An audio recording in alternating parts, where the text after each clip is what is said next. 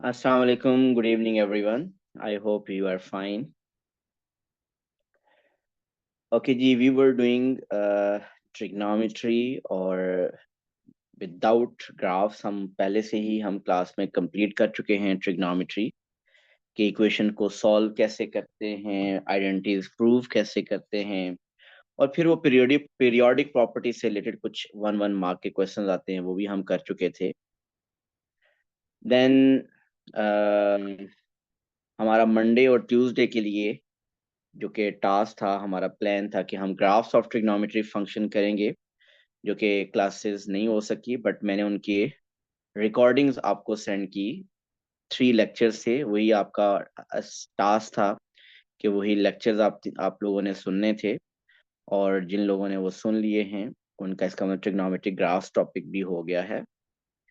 और मैंने जो एनालिसिस है उस यूट्यूब का उन 3 वीडियोस का देखा है, तो काफी लोगों ने उन लेक्चर्स को, अराउंड 70 के करीब लोगों ने उन लेक्चर्स को देख लिया है।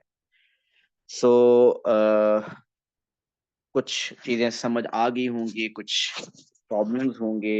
आई होप उसके बाद आप लोगों ने वर्कशीट भी अटेम्प्ट की होगी। मैं उस वर्कशीट की तरफ भी जाऊंगा, लेकिन उससे पहले मैं थोड़ा सा उन टॉपिक्स को, वो जो टॉपिक हमने जो आपने लेक्चर्स में सुना है, उसको थोड़ा सा लिंक करूंगा with transformation of functions. Mean थोड़ी सी अगर मैं बात करूं तो आपको ये बात आइडिया है कि इफ वी हैव जनरल, अगर बात करें कि y इज इक्वल टू, जिन लोगों ने वो रिकॉर्डिंग सुन रही है, a sine b x plus c, तो आपने उस रिकॉर्डिंग में देखा होगा कि ये मैंने बताया हुआ है कि ये c क्या रिप्रेजेंट करता है, मीन पोजीशन को। a क्या रिप्रेजेंट करता है, एम्पलीट्यूड को। और b क्या रिप्रेजेंट करता है, number of cycles within 360 degree, sine के लिए और कॉस के लिए, लेकिन टेन के लिए number of cycles with in 180 degree. अब मैं चाहता हूं कि इन्हीं चीजों को, मीन ए बी सी को विद रेफरेंस टू, अगर हम ट्रांसफॉर्मेशन पढ़ें, तो आप लोगों ने क्योंकि ट्रांसफॉर्मेशन भी की हुई है, तो आप बताइए ये जो सी है, अगर हम ट्रांसफॉर्मेशन की बात करें तो ये सी क्या रिप्रेजेंट करेगा with respect to transformation of function जो आपने किया। तो कोई बता सकता है ये सी की को अगर आप लिंक करें उसके साथ तो ये कौन सी ट्रांसफॉर्मेशन होगी? Who can tell?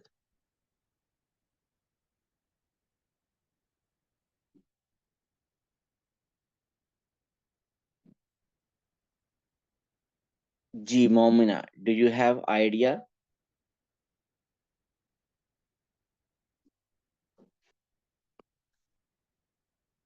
कि ये जो नंबर ऐड होता है ये क्या रिप्रेजेंट करता है? जी बिलाल।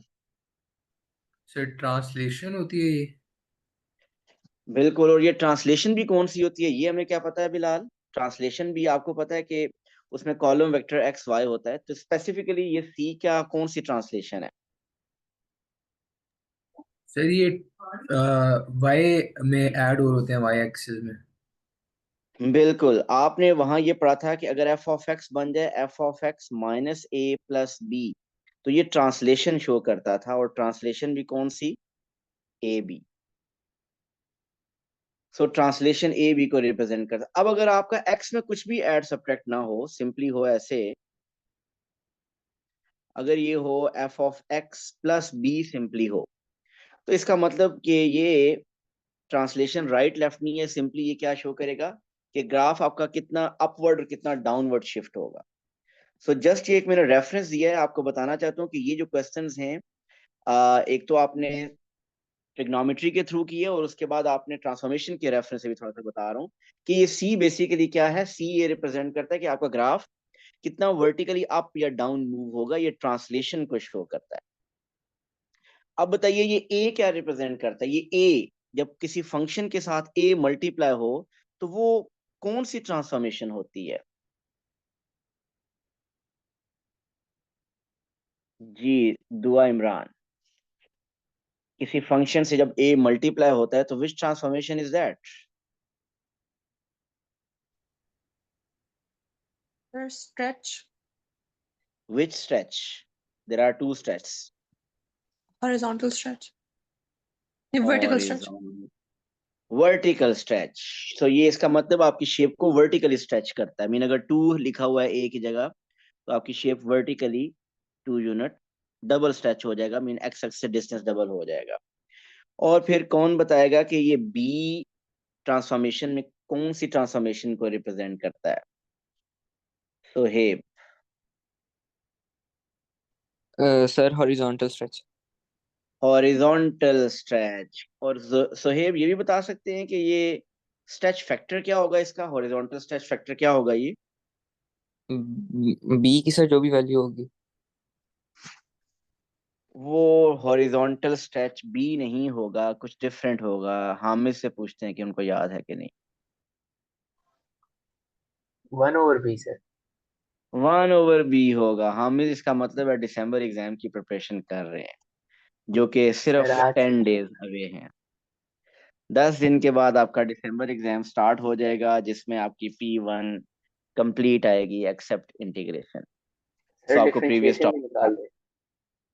ऐसा नहीं हो सकता। डिफरेंशिएशन कल से हम रेगुलर क्लास में स्टार्ट कर देंगे इंशाल्लाह। अच्छा जी, मैं ट्रांसफॉर्मेशन के रेफरेंस से बता रहा था इनको। वैसे जनरली अगर आप बात करें तो आपको ये बात पता है कि साइन का ग्राफ कुछ ऐसा बनता है। जिन लोगों ने लेक्चर्स देखे हैं उनको ये बात पता चली होगी। और ये लेक्चर्स देखना ऑप्शनल नहीं था, ये कंपलसरी था। और क्योंकि उसी के बेसिस पे आगे मैं क्वेश्चंस करूंगा। और ये लेक्चर्स ऐसा नहीं है कि वो आप नहीं देखेंगे तो काम चल जाएगा, वो कुछ भी यहाँ रिपीट नहीं होगा। ओके, सो ये अब अगर देखें, दिस इज 0, 180, दिस इज 360। अगर ये आपके पास 90 है और ये 180 है, 270 है। देखें, ये साइन एक्स का ग्राफ है। This is the graph of, ये ग्रीन कलर में जो ड्रॉ किया हुआ ये साइन एक्स का ग्राफ है।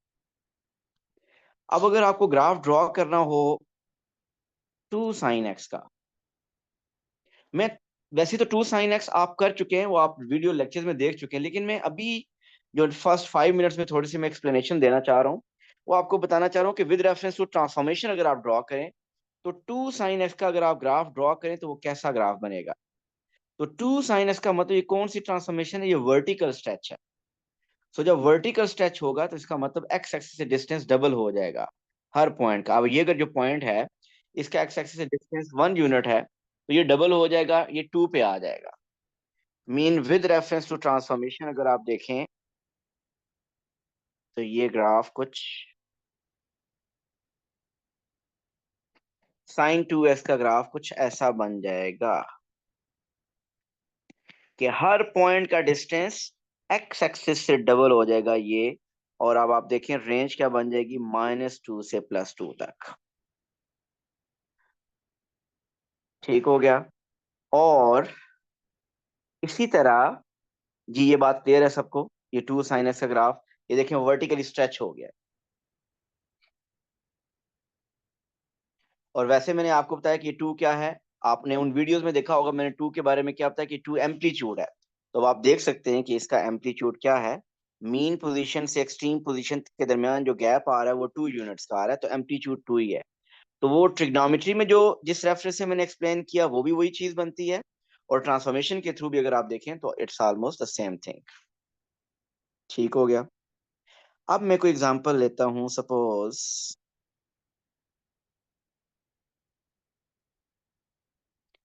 Sign half X, sine half X. Okay, या इसको साइन 2x अभी फिलहाल लेते हैं।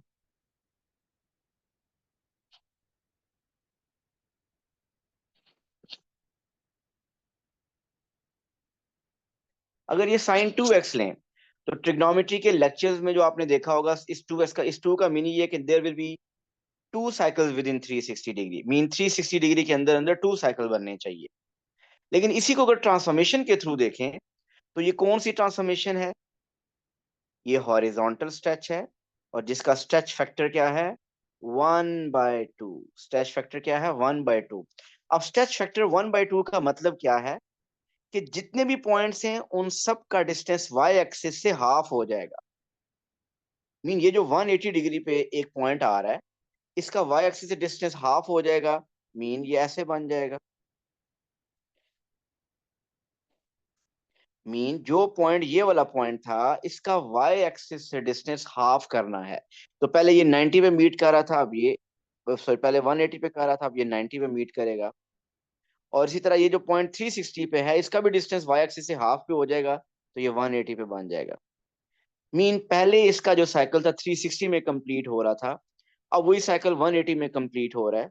इनफैक्ट आप ये कह सकते हैं कि अब 360 डिग्री के अंदर 2 साइकिल्स बन रहे हैं। और अगर आप देखें तो ट्रिग्नोमेट्री के लेक्चर्स में भी जो आपने देखा होगा, उसमें मैंने ये 2 के बारे में क्या बताया कि there are 2 cycles within 360 degree. तो अब आप देखें कि ग्राफ कंप्रेस हो गया है। जब स्केल फैक्टर 1/2 होता है तो ग्राफ हॉरिजॉन्टल एक्सिस पे कंप्रेस हो जाता है। तो आप देख सकते हैं कि ये ग्राफ ब्लैक कलर में जो बना हुआ है, ये कंप्रेस हो गया। अगर सिर्फ एक साइकिल भी देखना चाहते हैं तो उससे भी आपको आइडिया हो जाएगा कि वो पहला एक साइकिल जो है ना, वो उसको मैंने स्केल फैक्टर हाफ था, तो उसको मैंने कंप्रेस कर दिया। जी क्लियर है ये। और तीसरी बात, जी हाँ मिस। सर ये साइकिल वाली बात मुझे ना वीडियो में समझ आई थी ना इधर समझ आई थी। एक साइकिल क्या चीज होती है सर? वो जो कॉस का जब आप एक ग्राफ बनाओ साइकिल उसमें है। तो कंफ्यूज हो गया था मैं। हाँ हाँ हाँ बिल्कुल। ये जो साइकिल है ना, आप स्टार्टिंग पॉइंट कहीं से भी ले लें। अगर आप ये स्टार्टिंग पॉइंट ले रहे हैं ना सपोज, तो आप यहां से दोबारा इधर पहुंचेंगे तो यहीं पे इधर पहुंचेंगे तो ये हाफ होगा। ये हाफ पहुंच आपका साइकिल है। आपने इसी स्टार्टिंग पॉइंट पे दोबारा पहुंचना है, जब तो ये मीन ऊपर वाला पोर्शन भी कवर कर लिया, नीचे वाला पोर्शन भी कवर कर लिया, तो ये इसका एक साइकिल बन गया। अब इसका एक साइकिल 360 में कंप्लीट हो रहा है। जबकि कॉस की जहां तक बात करें, तो कॉस का स्टार्ट ही यहाँ पे हो रहा है ना, तो यहां से लेकर यहां तक इसका ये हाफ बन रहा है। दोबारा उस पोजीशन पे जब पहुंचेगा ये, तो ये एक साइकिल कंप्लीट होगा। सो ये डिपेंड करता है कि स्टार्ट आप कहाँ से कर रहे हैं। तो जब ये देखोगे तो यहाँ क्या बन रहा होगा, 360 बन रहा होगा। और अगर आप यूं देखना चाहते हैं, कॉस का स्टार्ट ही सपोज अगर आप यहाँ से करें इधर से, तो फिर इसका मतलब इसका एक साइकिल यहाँ से स्टार्ट हुआ, ये एक साइकिल कंप्लीट होगा। इस केस में देखोगे तो यहाँ 90 होगा और यहाँ बन रहा होगा 450। तो 90 से 450 के दरमियान 360 डिग्री बनता है। तो एक साइकिल फिर भी 360 डिग्री बनता है। वो डिपेंड करता है कि आपकी काउंटिंग स्टार्ट कहाँ से हो रही है, आपको साइकिल का स्टार्टिंग पॉइंट आपने क्या कंसिडर किया हुआ है। तो वो जो एक वेव कंप्लीट होती है ना, नीचे से भी आती है और ऊपर से भी कंप्लीट बनती है। जो सिर्फ नीचे वाला पोर्शन अगर हो तो वो हाफ है, ऊपर वाला सिर्फ हो तो वो भी हाफ है। दोनों ऊपर वाले नीचे वाले कंप्लीट होंगे तो कंप्लीट साइकिल फिर बनता है।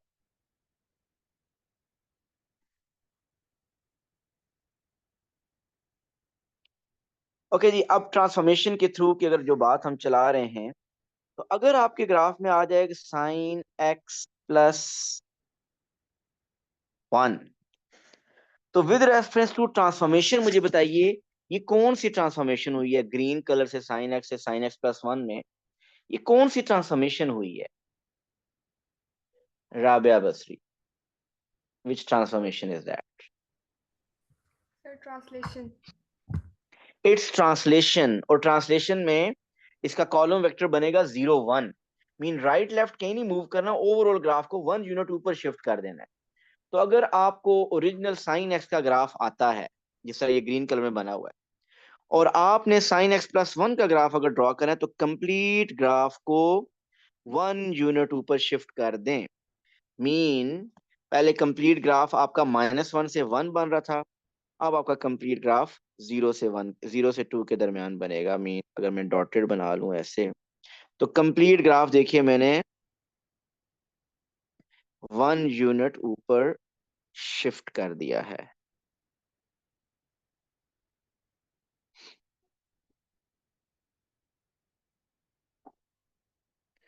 सो ये देखिए कि इसी चीज को मैंने, ये जो टॉपिक है इसको विद रेफरेंस टू ट्रांसफॉर्मेशन बताने की कोशिश की है कि जब 1 ऐड हुआ तो कंप्लीट ग्राफ 1 यूनिट ऊपर शिफ्ट हो गया। This is translation with the column vector 0 1। Mean right left कुछ नहीं जाना, ओवरऑल ग्राफ 1 यूनिट ऊपर शिफ्ट हो जाएगा। देखिए जो आपने 3 लेक्चर्स देखे हैं ना वीडियो में, ट्रिग्नोमेट्री में, उसमें प्योर ट्रिग्नोमेट्री का मैंने टच दिया है ग्राफ्स को स्केच करने के लिए, वो आपको अच्छी तरह आना चाहिए। लेकिन अभी जो मैंने लास्ट 10-15 मिनट्स में बताने की कोशिश की है, मैं ये बताने की कोशिश कर रहा हूँ कि उन ट्रिग्नोमेट्रिक ग्राफ्स को आप ट्रांसफॉर्मेशन के थ्रू भी कुछ ना कुछ हेल्प लेके ड्रॉ कर सकते हैं, स्केच कर सकते हैं। अब समटाइम्स आप पास पेपर भी हम क्वेश्चंस करेंगे, समटाइम्स ऐसा होता है कि आप ट्रिग्नोमेट्री की हेल्प से ज्यादा बेहतर क्वेश्चन सॉल्व हो जाते हैं, और ज्यादातर ऐसे ही होता है कि ट्रिग्नोमेट्री की हेल्प लेते हैं ज्यादा बेहतर समझ आता है। लेकिन समटाइम्स आपको ट्रांसफॉर्मेशन की हेल्प लेनी पड़ती है स्केच बनाने में या कोई अननोन फाइंड करने में। तो अब हम ऐसा करते हैं, जो आपको मैंने टास्क एक दिया हुआ था कि आपने वो जो वर्कशीट दी थी उसमें से ट्रांसफॉर्मेशन के क्वेश्चन आप अटेम्प्ट करने। So let's attempt those question. जो वर्कशीट थी उसमें तो मेरा ख्याल है ग्राफ का एक ही क्वेश्चन था, ये वाला। जी बताइए, क्वेश्चन 3 पार्ट 1 किस किस ने कर लिया है? Just raise your hand.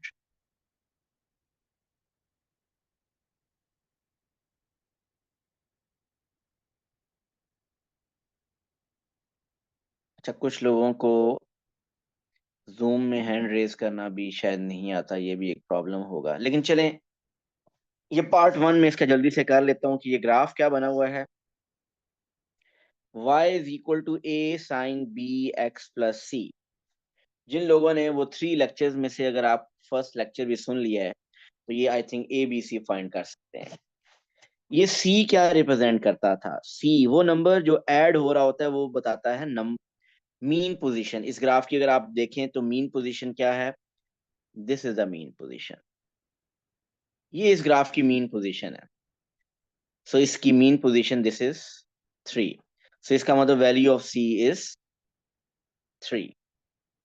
जो नंबर ऐड हो रहा होता है वो मीन पोजीशन को शो करता है। अब ये नंबर जो साइन या कॉस के साथ मल्टीप्लाई होता है a, दिस इज एम्पलीट्यूड। और एम्पलीट्यूड क्या होता है? वर्टिकल डिस्टेंस बिटवीन मीन और एक्सट्रीम पोजीशन। ये मीन पोजीशन है और ये एक एक्सट्रीम पोजीशन है, इन दोनों के दरमियान जो वर्टिकल डिस्टेंस होता है इसको एम्पलीट्यूड कहते हैं। और इन दोनों के दरमियान वर्टिकल डिस्टेंस कितना है? 6 यूनिट्स का। So it means the amplitude is 6, mean a is 6।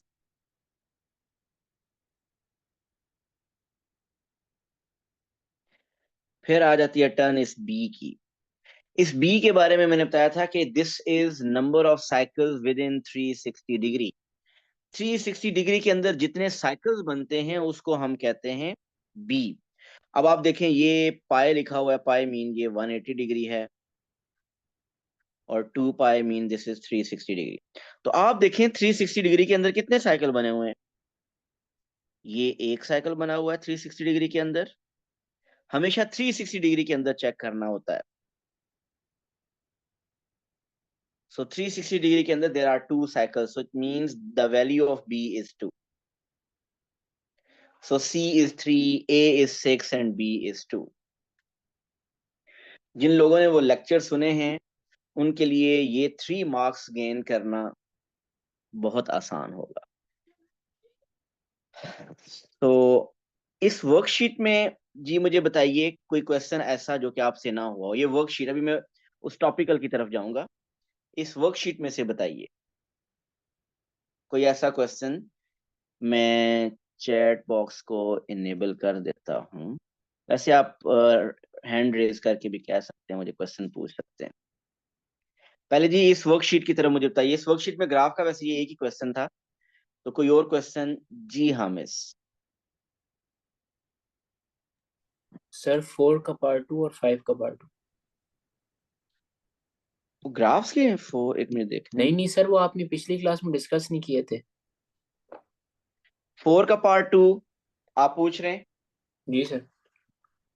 अगर आपको याद हो तो मैंने एक रूल लिखवाया था। वैसे तो साइन के रूल, कॉस के 2, सब के रूल 180 माइनस 180 प्लस 360 माइनस के एक सेम थे। इसके अलावा 3 रूल लिखवाए थे 90 वाले। साइन 90 माइनस एक्स किसके इक्वल लिखवाया था? कॉस एक्स के। और cos 90 माइनस एक्स किसके इक्वल था? साइन एक्स के। तो हामिद आपको याद है tan 90 माइनस एक्स क्या था? जी सर 1/10 x। 1/, तो ये हो गया फिर क्वेश्चन आपका। ये पाई बाय अच्छा 2 मतलब 90 है ना, अच्छा अच्छा अच्छा। तो ये tan 90 माइनस एक्स 1/10 है, तो tan एक्स की वैल्यू k है, तो ये 1/k हो जाएगा। Okay sir. ये ठीक हो गया। ओके, जिन लोगों ने मैसेजेस किए हुए हैं मैं उनको जरा देख लूं। ये था जहरा, ओके। मूसा ने 3 पार्ट 2 भी कहा है, ईमा भी, अच्छा। और जहरा 5 पार्ट 2 जी। क्वेश्चन 3 जो भी हमने किया है उसका पार्ट 2 वो कह रहे हैं कि कर दें। मैं यही वाला क्वेश्चन, अच्छा इसमें ए बी सी की वैल्यूज किसी को याद है? अभी थोड़ी देर पहले मैंने फाइंड की थी, तो वैल्यूज क्या बनेगी, इक्वेशन क्या बनेगी? y इज इक्वल टू, ए था आई थिंक 6, बी था 2 और सी था 3, ये है y। जब देखिए क्वेश्चन कह रहा है y इज इक्वल टू 0 को सॉल्व करें। So y is equal to 0 को सॉल्व करना है। So y is equal to 0 का मतलब है 6 sin 2x plus 3 is equal to 0 को सॉल्व करना है। सो और रेंज आपको दी हुई है x की 0 से 2 पाई।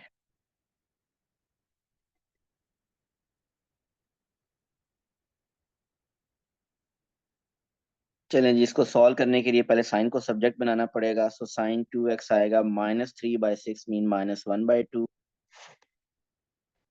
अब आप क्या करें, बेसिक एंगल फाइंड करें। बेसिक एंगल बताइए। साइन इनवर्स ऑफ 1/2 करना है। बेसिक एंगल फाइंड करते हुए हम नेगेटिव को इग्नोर करते हैं। साइन इनवर्स 1/2 करेंगे तो 30 डिग्री आएगा, लेकिन हमने रेडियन में करना है, तो रेडियन में ये π/6 बनेगा। अब कंप्लीट क्वेश्चन, क्योंकि यहाँ पे 2x लिखा हुआ है, तो कंप्लीट क्वेश्चन 2x के लिए सॉल्व होगा। तो आपने रेंज भी अपनी चेंज करनी है, और रेंज भी आपकी 2x के लिए बन जाएगी 0 से लेकर 4 पाई तक। 0 से 4 पाई का मतलब ये कि आपके 2 साइकिल्स की कैलकुलेशंस होंगी। वो कैलकुलेशंस मैं इधर करता हूँ। सो अब आप देखें साइन है नेगेटिव, सो आंसर होगा थर्ड और फोर्थ क्वाड्रेंट में। सो थर्ड की कैलकुलेशन होती है फर्स्ट साइकिल की थर्ड। आप कंप्लीट क्वेश्चन 2x के लिए सॉल्व करेंगे। So 2x is equal to, third की कैलकुलेशन होती है 180 plus basic angle mean pi plus basic angle. Fourth की कैलकुलेशन होती है 2x is equal to 2 pi minus basic angle. अब ये आंसर्स हैं फर्स्ट साइकिल की, और ये रेंज हमें बता रही है कि हमें 0 से 2 पाई होता है 360, लेकिन ये 0 से 4 पाई है मीन 720 तक 2 साइकिल्स की कैलकुलेशंस करनी है हमें। तो 2 साइकिल्स की कैलकुलेशन हम करें अगर, तो सेकंड साइकिल की कैलकुलेशन के लिए हम सिंपली उसमें 360 ऐड कर देते हैं। तो यही जो कैलकुलेशन फर्स्ट की है पाई प्लस π/6 में हम 2 पाई ऐड कर देंगे। इसी तरह फोर्थ में भी 2x is equal to 2 pi minus π/6 में हम 2 पाई ऐड कर देंगे। सो सिर्फ ये आपने किया 2 पाई ऐड करने वाला काम। जी, अब आप क्या करें, इन सब की कैलकुलेशंस कर लें और बताइए फर्स्ट फाइनल आंसर्स क्या आ रहे हैं। जी, किसने वर्किंग किया है, रेज करें हैंड और आंसर बताइए।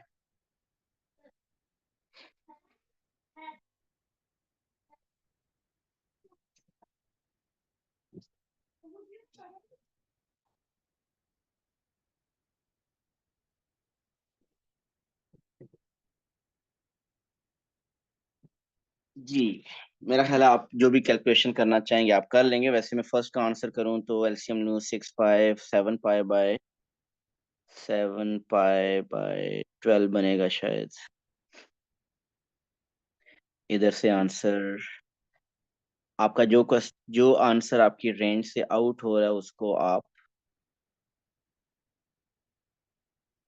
रेस कर सकते हैं, उसको रिजेक्ट कर सकते हैं।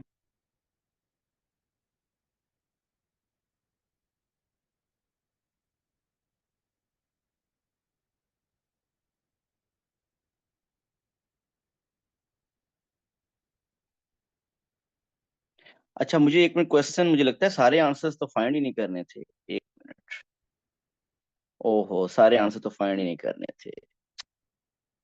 क्वेश्चन था स्मॉलेस्ट वैल्यू ऑफ एक्स। इसमें तो सिर्फ स्मॉलेस्ट, सबसे स्मॉलेस्ट आंसर चाहिए था। ये बाकी सारी जो कैलकुलेशन में लिखी है उसकी जरूरत नहीं थी। सो स्मॉलेस्ट वैल्यू ऑफ एक्स फिर कौन सी होगी इनमें से? आप ये अगर सारी कैलकुलेशन कर भी लें तो आपका सबसे स्मॉलेस्ट आंसर किससे आएगा? ये आपका ये वाला होगा। फर्स्ट जो आपका आंसर होगा वो आपका सबसे स्मॉलेस्ट आंसर होगा, 7 पाई/12। बाकी इधर वाले भी आंसर्स आ जाएंगे लेकिन वो स्मॉलेस्ट नहीं होंगे, तो हम सिर्फ इसमें सारी कैलकुलेशन करने की जरूरत नहीं थी। मैंने ऐसे ही टाइम में अगर क्वेश्चन अच्छी तरह पढ़ लेता, उसमें लिखा हुआ था कि स्मॉलेस्ट वैल्यू, तो आपको 2 साइकिल्स की कैलकुलेशन भी नहीं करनी थी, सिर्फ फर्स्ट साइकिल की, और वो भी फर्स्ट सबसे पहले वाला आंसर ही आपको लिखना था। जी क्लियर है जिन लोगों ने ये पूछा है?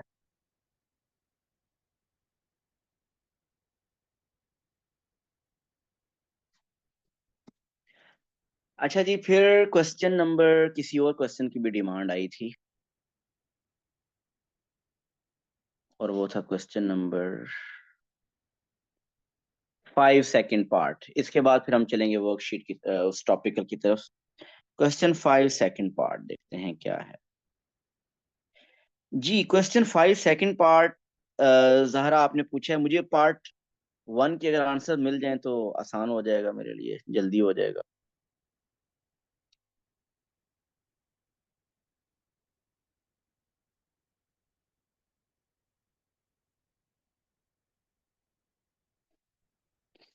जी मुझे पार्ट 1 के आंसर्स अगर कोई बता दे, क्वेश्चन 5 पार्ट 1। जहरा आपने पूछा है तो आई होप आपने पार्ट 1 किया होगा। ए और बी की वैल्यूज क्या हैं? 2 एंड -5। ओके, तो इसका मतलब आपका जो एफ ऑफ एक्स बन गया है वो है 2 - 5 cos square x.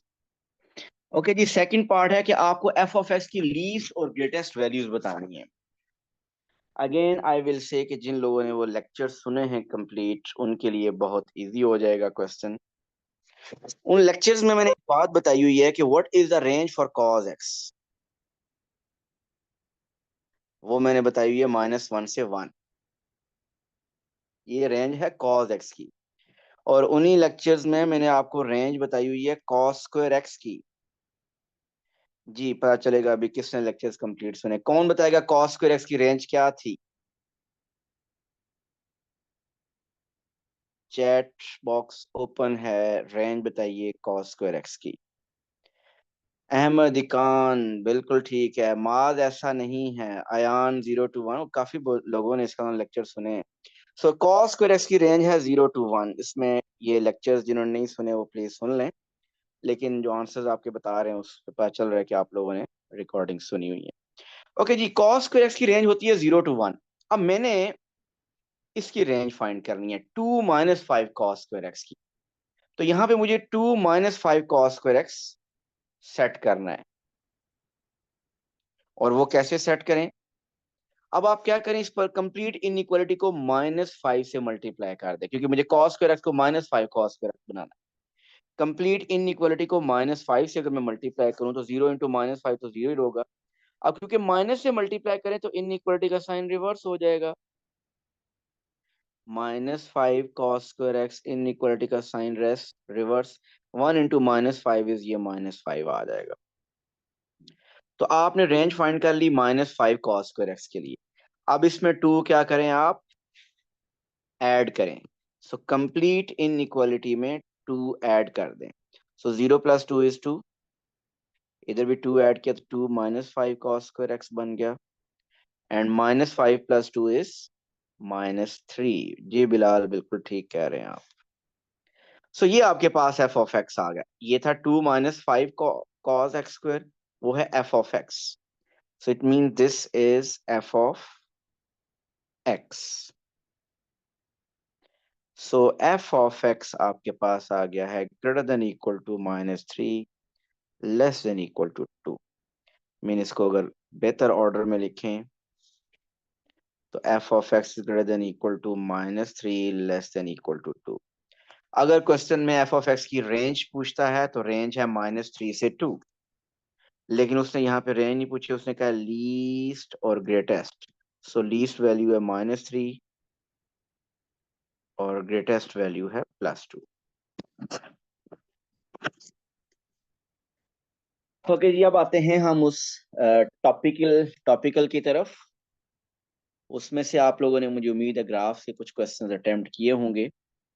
So please question number, part number उसमें मेंशन कर दें ताकि उसी के मुताबिक मैं सॉल्व करूं. जी, टॉपिकल्स में से क्वेश्चन नंबर, पार्ट नंबर आप प्लीज मेंशन करें.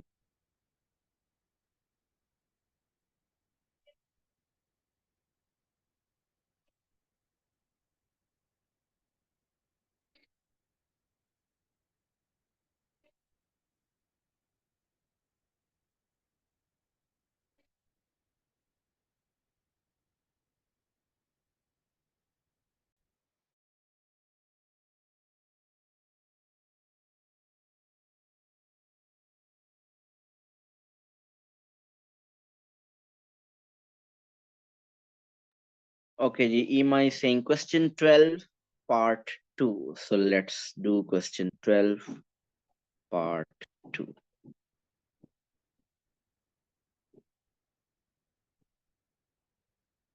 Okay, Ema, मुझे अगर आप ए और बी की वैल्यूज बता दें पार्ट 1 में से क्या ये हैं.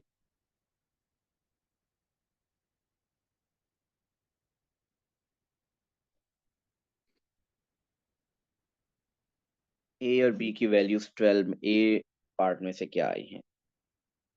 ए 7, B is -4.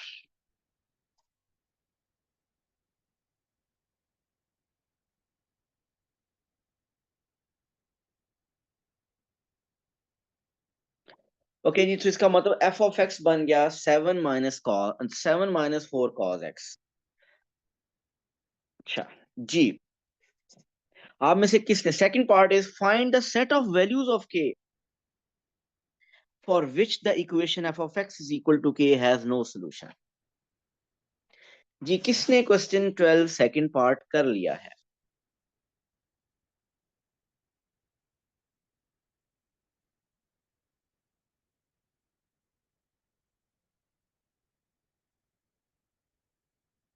Rabia has done. Ahmed Okasha has done.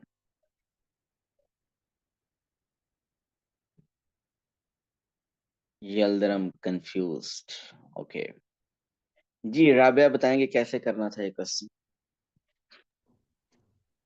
Sir मैंने वो मेंटली ग्राफ बनाया है, तो जिस वाई एक्सिस के लिए मतलब नहीं बन रहा था वो ग्राफ, मैंने वो वैल्यूज डाल दिए.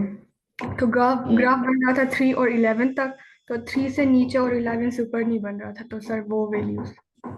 बिल्कुल परफेक्ट है, परफेक्ट है.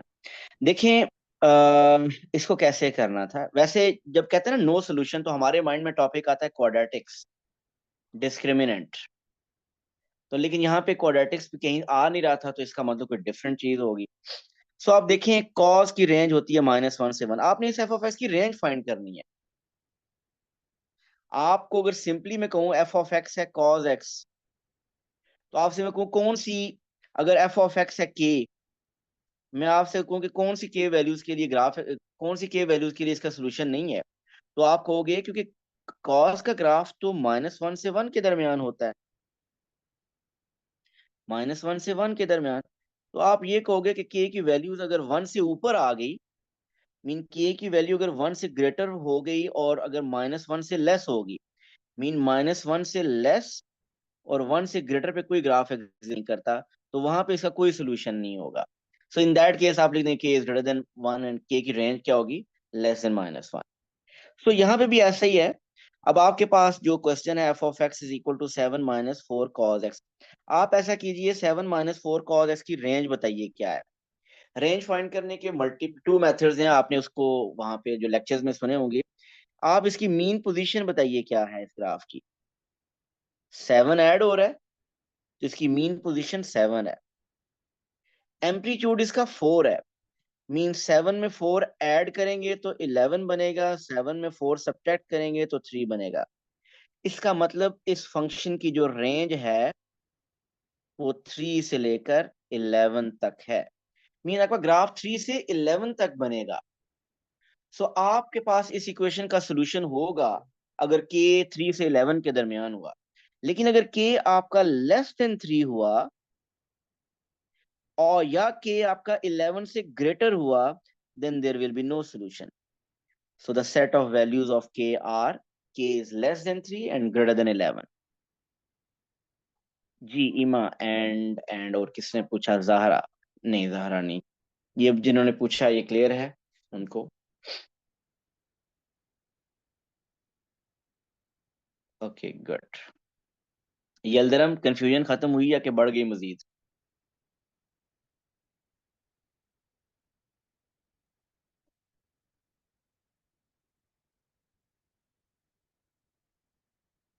यलदरम किधर गया?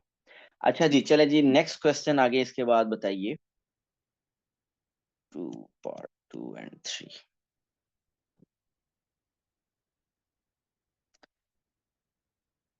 चले, जबरदस्त हो गया यलदरम। अच्छा, क्वेश्चन 2 सेकंड पार्ट आपने जहरा पूछा है। पार्ट 1 में आपको इश्यू नहीं है, उसमें ग्राफ सिर्फ स्केच करना था। अयान, मैं वापस अभी चला जाता हूँ थोड़ी देर तक पार्ट 1 की तरफ भी। वो पार्ट 1, वैसे पार्ट 1 टोटली फंक्शन था।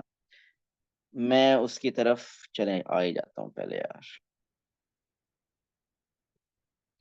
जो पार्ट 1 था वो बेसिकली आपका फंक्शन टॉपिक था कि आपके पास इस फंक्शन में एफ ऑफ एक्स था a plus b cos x. एक इंफॉर्मेशन ये दी हुई थी, f of pi by 3 is equal to 5। Mean x की जगह आप क्या लिखेंगे? पाई बाय 3, और वो किसके इक्वल होगा? 5 के इक्वल। तो आपके पास एक इक्वेशन बनेगी in terms of A and b, linear equation. फिर आप ये दूसरी इंफॉर्मेशन यूज करोगे, f of pi is equal to 11। मैं ये दूसरी यूज करके बता देता हूँ। Mean a plus b cos x की जगह लिख देंगे पाई, और ये इक्वल है 11 के। और कैलकुलेटर में चेक करेंगे, कॉस पाई होता है -1, तो ये बन जाएगा A minus B is equal to 11। So इस तरह ये दूसरी इक्वेशन बन जाएगी 11 in terms of A and B. तो इन टू इक्वेशंस को आप लीनियर इक्वेशन को साइमल्टेनियसली सॉल्व कर लेंगे तो ए और बी आ जाएगा।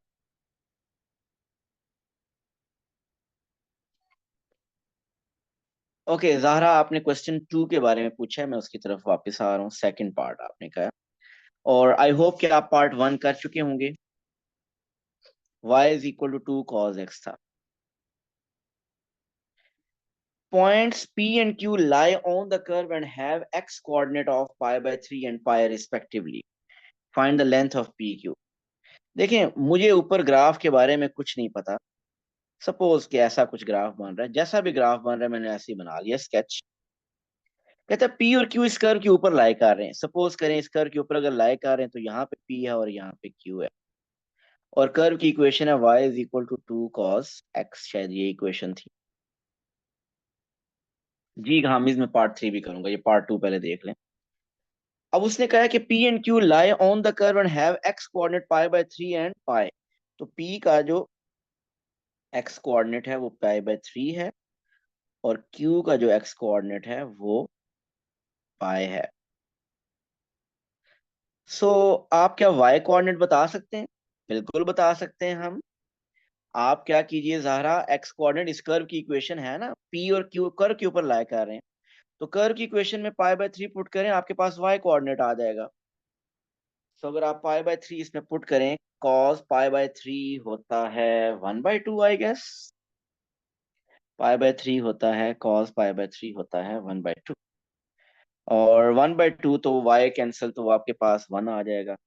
इसी तरह आप बिल्कुल, आपको समझ आ गया। तो ये -2। तो पी और क्यू के जब कोऑर्डिनेट्स आ गए तो फिर अब आप इस पे डिस्टेंस फार्मूला अप्लाई करके लेंथ पी क्यू फाइंड कर लेंगे। चलें, you got it, good. Third part की तरफ आते हैं। The line through P and Q meet the x-axis at H and y-axis at K. Show that H is equal to 5 by 9 pi and find the value of K.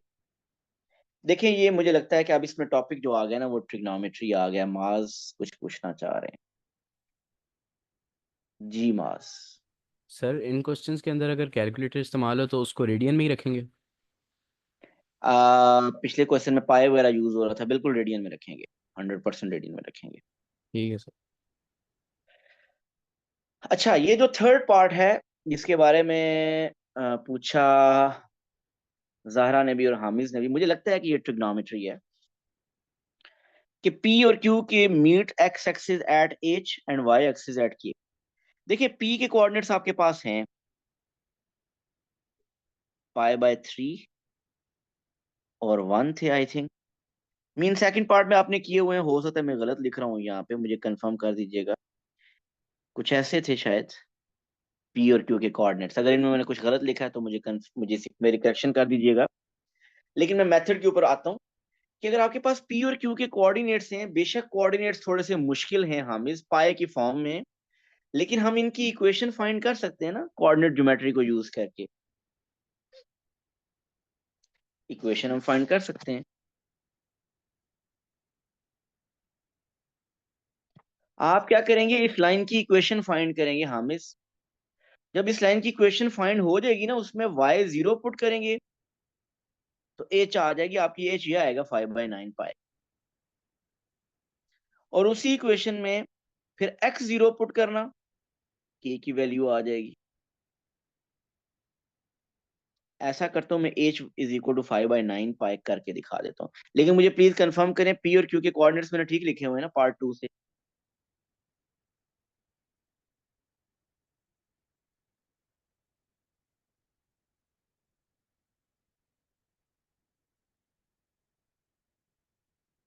Okay, चलें फिर gradient बताइए क्या बन रहा है। y2 minus y1 ये बनेगा -3 पाई -2 पाई। 3 ऊपर आ जाएगा -9। मेरा ख्याल है ये आ रहा है -9/2 पाई। आप कैलकुलेटर यूज कर सकते हैं, लेकिन कोशिश करें कि एग्जैक्ट कैलकुलेशन करें, क्योंकि आंसर आपको एग्जैक्ट चाहिए, डेसिमल की तरफ ना जाए।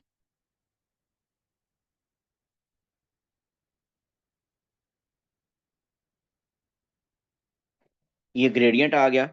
सो आपको ये एक पॉइंट यूज कर लें, इक्वेशन आ जाएगी y माइनस, मैं ये q पॉइंट यूज कर रहा हूँ, y माइनस -2 मतलब +2 इज इक्वल टू ग्रेडियंट है -9/2 पाई x माइनस पाई। देखिए, इस इक्वेशन को मजीद सिंप्लीफाई करने की जरूरत नहीं है, ऐसे ही लिखा रहने दें इसको।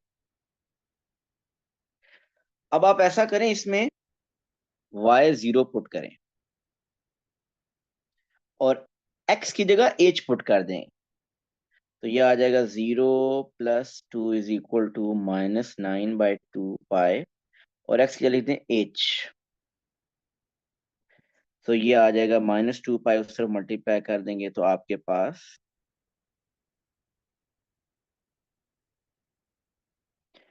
-2 पाई इंटू 2 -4 पाई/9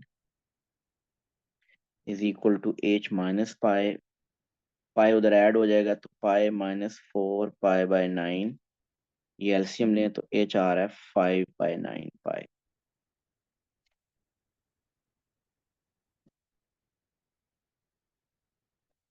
सो हमें ये बात क्लियर है, ये प्रूव हो गया h is equal to 5/9 pi.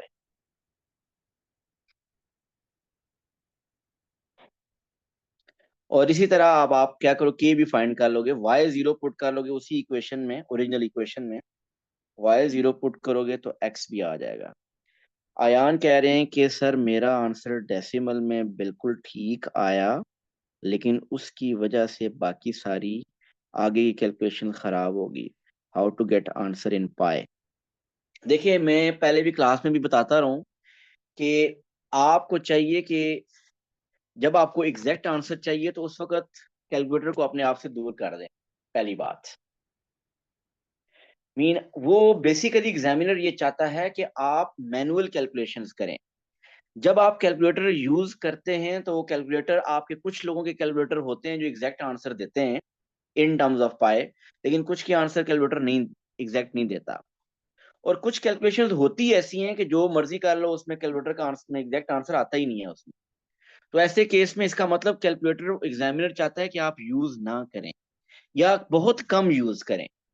Mean बहुत कम यूज करें। जहां आपको लगे कैलकुलेटर यूज करते हुए आपका आंसर डेसिमल है, आप कैलकुलेटर को साइड पे रख दें, उसकी कैलकुलेशन मैनुअल करें, खुद करें आप। सो तभी आपके फिर आंसर्स आपके एग्जैक्ट आएंगे। और इसमें मुझे देखें प्रूव करना था ना h = 5/9 पाई, तो मुझे पता चल गया कि आंसर आपको एग्जैक्ट चाहिए, तो मुझे कैलकुलेटर को कम से कम यूज करना चाहिए। या अगर यूज करता हूं तो कैलकुलेटर जब तक एग्जैक्ट आंसर देता रहे यूज करते रहे, जब आपको वो एग्जैक्ट नहीं दे रहा उससे जान छुड़ा लें।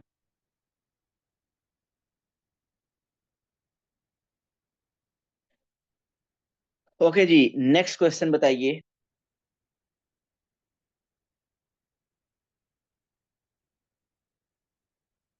जो अभी तक डिस्कस नहीं हुआ। मूसा कह रहे हैं 13 पार्ट 3।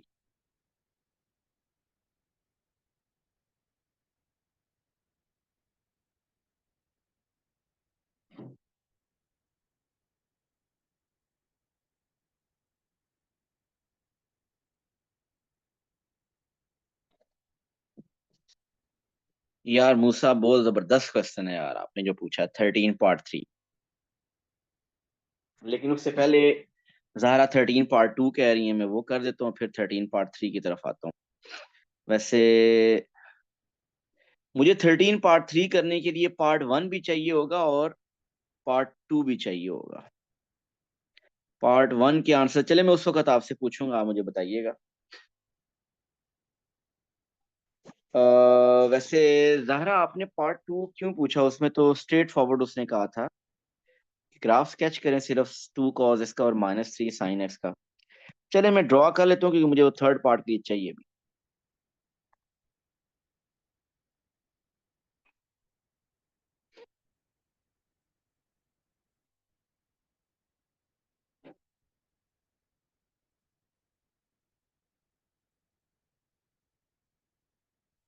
जीरो,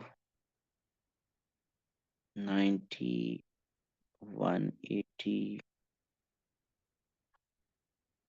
270, 360। सो हमें -2 चाहिए, +2 चाहिए, -3 भी चाहिए और +3 भी चाहिए। चलिए जी, सबसे पहले तो स्केच करता हूँ y = 2 cos x को। तो y = 2 cos x का मतलब हमें cos का ग्राफ ड्रॉ करना है जिसका मीन पोजीशन 0 ही है। 2 cos x का मतलब कुछ भी ऐड नहीं हुआ, 0 ऐड हुआ, तो मीन पोजीशन 0 ही है। एम्पलीट्यूड 2 है, एम्पलीट्यूड 2 का मतलब ग्राफ बनेगा -2 से +2 के दरमियान। तो -2 से +2 के दरमियान, और कॉस का ग्राफ है, कॉस का ग्राफ मैक्सिमम से स्टार्ट होता है। मैं ऐसा करता हूँ ब्लैक कलर में ग्राफ ड्रॉ करें कॉस का, और ये एक्स के साथ यहाँ कुछ भी नहीं है, 1 360 डिग्री के अंदर एक ही साइकिल बनेगा। सो मैंने 2 से स्टार्ट करना है और दोबारा 360 पे 2 पे पहुंचना है, एक साइकिल कंप्लीट करना है, और 180 में मुझे इसका हाफ साइकिल कंप्लीट करना है।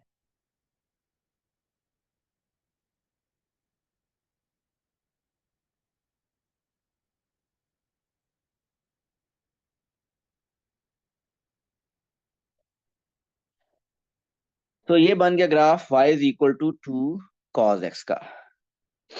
अब मैं ग्राफ स्केच करता हूँ y = -3 sin x का। सो y = -3 sin x। सो 3 का मतलब ये है कि एम्पलीट्यूड इसका 3 होगा और मीन पोजीशन इसकी भी 0 है, लेकिन माइनस जब साइन कॉस के साथ आते तो ग्राफ, अगर आपको ट्रांसफॉर्मेशन याद हो तो रिफ्लेक्ट हो जाता था। मीन ग्राफ उल्टा बन जाता था। नॉर्मली साइन कॉस साइन का ग्राफ ऐसा बनता है, लेकिन जब ये माइनस साइन आ जाता है तो आपका ग्राफ यहाँ से स्टार्ट होगा और उल्टा बनेगा, नीचे की तरफ जाएगा और ऐसे बनेगा, क्योंकि वो रिफ्लेक्शन ओवर एक्स एक्सिस -3 का, और कॉस के साथ भी ऐसे ही होगा। चलिए जी, मैं -3 साइन एक्स का ग्राफ ड्रॉ करने लगा हूँ और उसके लिए ब्लू कलर यूज करता हूँ। इसका भी एक साइकिल बनाना है 360 डिग्री के अंदर। सो 360 डिग्री के अंदर एक साइकिल, तो 180 में हाफ साइकिल कंप्लीट करना है और ग्राफ -3 तक नीचे जाएगा। हाफ साइकिल,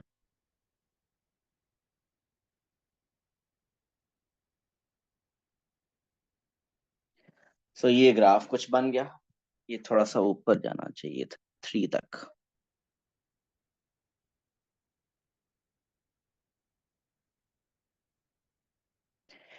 जी, सो ये जो ब्लू कलर का ग्राफ है ये -3 साइन एक्स का है, और जो ब्लैक कलर में ग्राफ है वो 2 कॉस एक्स का ग्राफ है।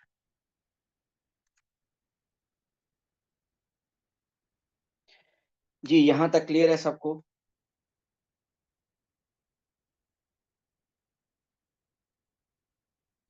अब अगर आप देखें कि जो फर्स्ट पार्ट जिन लोगों ने किया हुआ है, जो फर्स्ट पार्ट आपने किया है उस, जी हम इस कुछ पूछना चाहते हैं।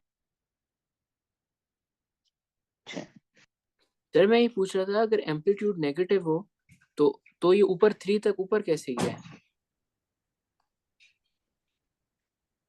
देखो, एम्पलीट्यूड 3 का मतलब ये है कि ग्राफ कंप्लीट मीन पोजीशन से ऊपर 3 भी ऊपर जाएगा और नीचे भी जाएगा। सर -3 और से फर्क नहीं पड़ता? माइनस से सिर्फ इतना फर्क पड़ेगा, ग्राफ रिफ्लेक्ट हो जाएगा सिर्फ। मीन जो पोर्शन पहले अबव द एक्स एक्सिस था वो नीचे बनेगा, बिलो द एक्स एक्सिस।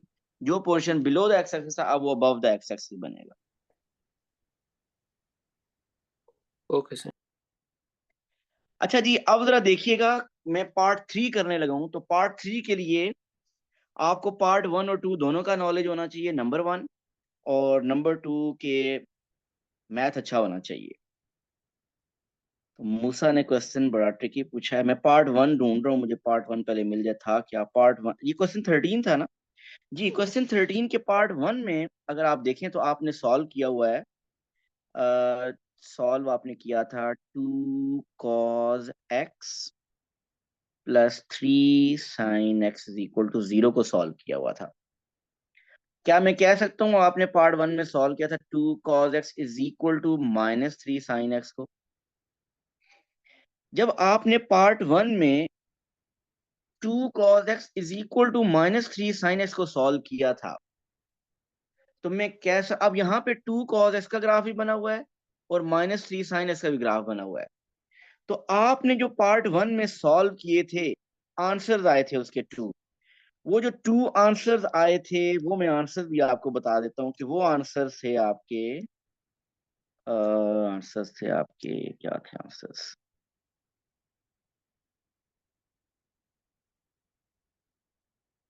एक आंसर आपका था 146.3 और दूसरा आंसर था 326.3। क्या आप में से कोई मुझे ये बता सकता है कि जो पार्ट 1 के आंसर्स 146.3 और 326.3 थे, वो ये सेकंड पार्ट के ऊपर, ग्राफ के ऊपर क्या रिप्रेजेंट कर रहे हैं?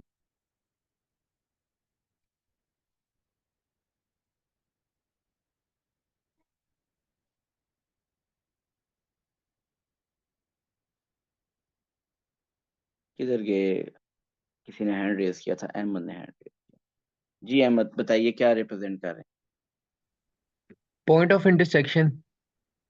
Point of intersection. देखिए, पार्ट 1 में इन्हीं दोनों इक्वेशंस को आपस में आपने इक्वेट किया हुआ है, इक्वल किया हुआ है। जब इक्वेट करते हैं, मीन साइमल्टेनियसली इक्वेट करते हैं, तो आपके पास पॉइंट ऑफ इंटरसेक्शन आते हैं। तो इसका मतलब कि ये जो 146 146.3 और दूसरा 326.3, ये कौन से पॉइंट है? एक ये वाला पॉइंट है और दूसरा ये पॉइंट है। आप ऐसे चेक भी करें, लग रहा है कि ये 120 ये 146.3 है। और ये आपको फील हो रहा होगा कि 326.3 है। जी, यहां तक कोई मसला?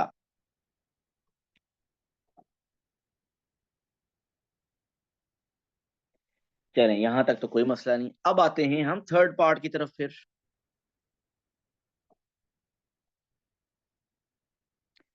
थर्ड पार्ट में अगर आप देखें तो एक इनइक्वालिटी है, 2 cos x plus 3 sin x is greater than 0। 2 cos x plus 3 sin x is greater than 0। मैं यहां लिखता हूं, ये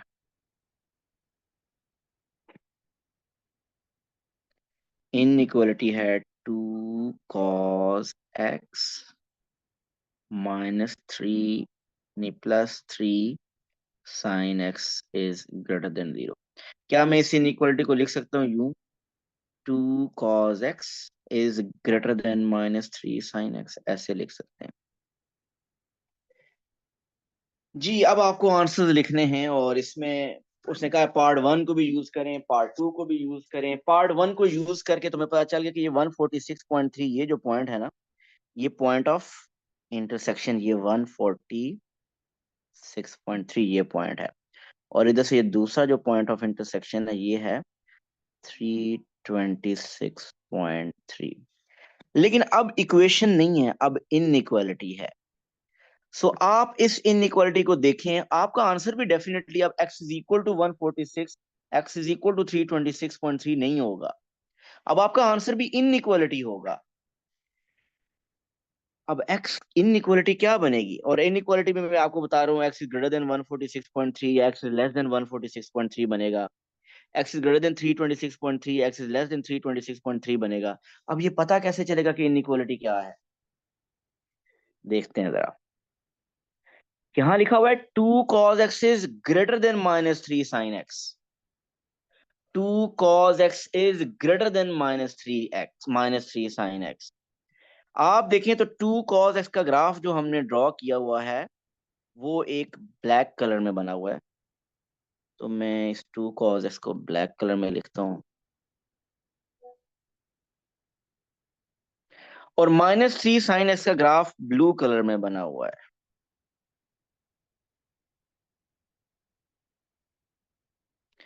और उसके मिडल में इनइक्वालिटी है ग्रेटर देन। आपको ग्राफ में वो पोर्शन सर्च करना है जहां पे the value of 2 cos x graph is more then -3 sin x। मैं कोई एक पॉइंट लेता हूं, सपोज लेता हूं ये पॉइंट 80। आप मुझे बताइए इस 80 पे किस ग्राफ की वैल्यू ज्यादा है, 2 cos x की या -3 sin x की?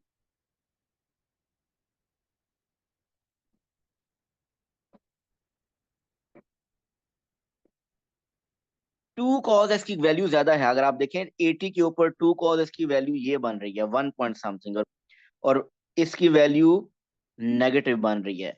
सो 80 के ऊपर अगर आप सिर्फ मैं बात करूं तो वहां पे the value of the graph black graph is more than the blue graph. So अगर आपको देखना है कि 2 cos x आप सर्च करना चाह रहे हैं, ये ग्रेटर है, ग्रेटर ग्रेटर इस इनइक्वालिटी को देखना है कि 2 cos x is greater than -3 sin x। तो मतलब ग्राफ का वो पोर्शन आप ढूंढें जहां पे black graph is above the blue graph. So अगर आप देखिए 0 से लेकर 146.3 तक, 0 से लेकर 146.3 तक जो ब्लैक पोर्शन का ग्राफ है वो ब्लू ग्राफ से ऊपर है, मींस 2 cos x की वैल्यू की ग्राफ की वैल्यू ज्यादा है। सो आपका रिक्वायर्ड सोल्यूशन ये होगा एक तो। लेकिन उसके बाद अगर देखें 146.3 से लेकर 326.3 तक क्या हो रहा है, ब्लू ग्राफ ऊपर है और ब्लैक नीचे है। किसी भी जगह आप देखें, किसी भी जगह आप लाइन लगाएं, ब्लू ग्राफ ऊपर है और ब्लैक नीचे है, कहीं पे भी चेक कर सकते हैं।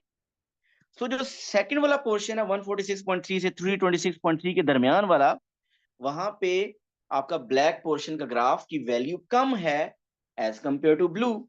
और फिर उसके बाद देखिए, उसके बाद क्या हो रहा है, 326.3 के बाद 360 तक the value of the black graph is again more than -3 sin x।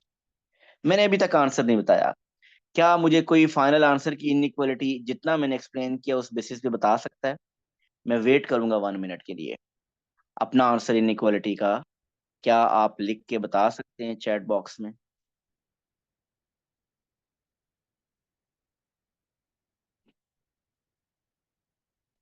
देखते हैं कौन कितना जीनियस है।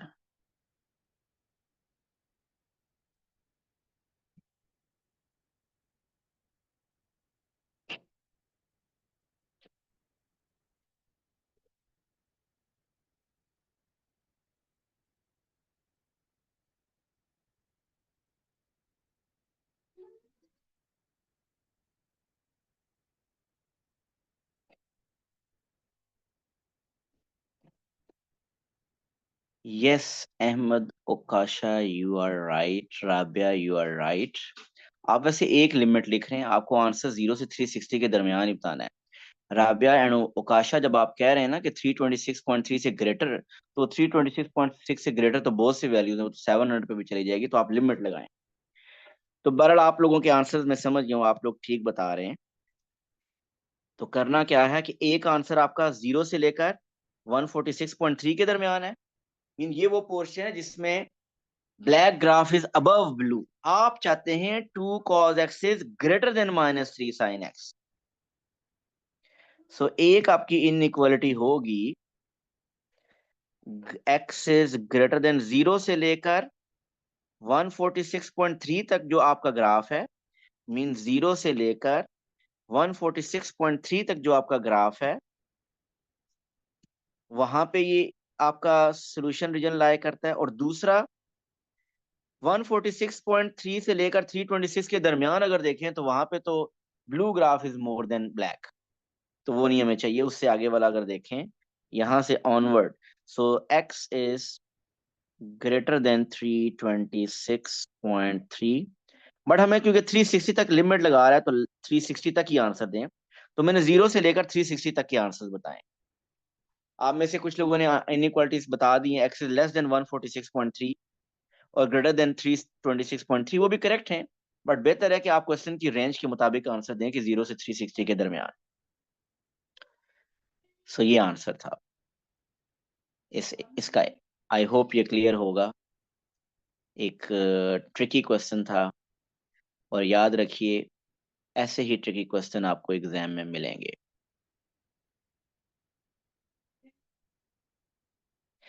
जी, और कोई क्वेश्चन बताइए जो आप लोगों से नहीं हुआ।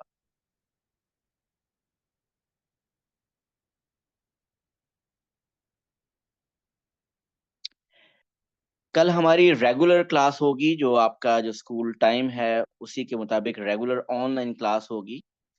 और कल हम इंशाल्लाह टॉपिक स्टार्ट करेंगे डिफरेंशिएशन। तो क्लास जरूर लीजिएगा, डिफरेंशिएशन टॉपिक कल स्टार्ट होगा। और इसके साथ साथ ये भी कि आप इसके साथ जब तक डिफरेंशिएशन स्कूल में क्लास में चलता जा रहा है, शायद आपको अगले 2-3 दिन डिफरेंशिएशन का कोई होमवर्क नहीं मिलेगा। तो इन 2-3 दिनों में आपको चाहिए कि ट्रिग्नोमेट्री की जो टॉपिकल वर्कशीट है इसको कंप्लीट करें, और के जो प्रीवियस टॉपिक्स हैं उनको भी आप रिवाइज करें। जी, ये बात सबको क्लियर है?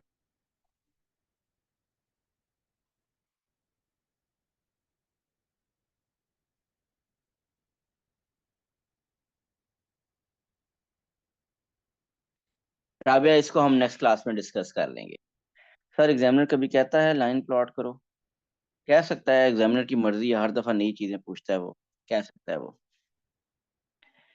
इंशाल्लाह हम कल मिलेंगे। जी हामिस। सर ट्रिग्नोमेट्री खत्म? जी, ट्रिग्नोमेट्री खत्म हो गई है। आप भी खत्म कर ले, मेरी तरफ से खत्म हो गई है। नहीं तो सर वो जो वीडियो में आपने टैन का भी ग्राफ बनवाया था, उसकी तो कोई हाँ क्वेश्चन जी। मुझे नहीं नजर आया। क्वेश्चन 4 आपने अटेम्प्ट किया? नहीं सर। आज अटेम्प्ट करना, नजर आ जाएगा। तो उसमें सर कुछ डिफरेंट तो नहीं होता? नहीं, आप वो लेक्चर अगर पूरे देख लिए हैं तो जी आपको सर। ट्रेन के ग्राफ पेपर में कम आते हैं, लेकिन आते हैं। और जब आते हैं मसला भी खड़ा कर देते हैं। ये क्वेश्चन 4 ही आपको प्रॉब्लम क्रिएट कर देगा, जो कि हम इंशाल्लाह नेक्स्ट क्लास में डिस्कस करेंगे इसको। लेकिन ओके आते हैं सर। पेपर में वो। ओके तो आप 50 क्वेश्चन तक जाओ ना, अटेम्प्ट करते करते मिलेंगे आपको क्वेश्चन। सर। Okay sir. अल्लाह हाफिज।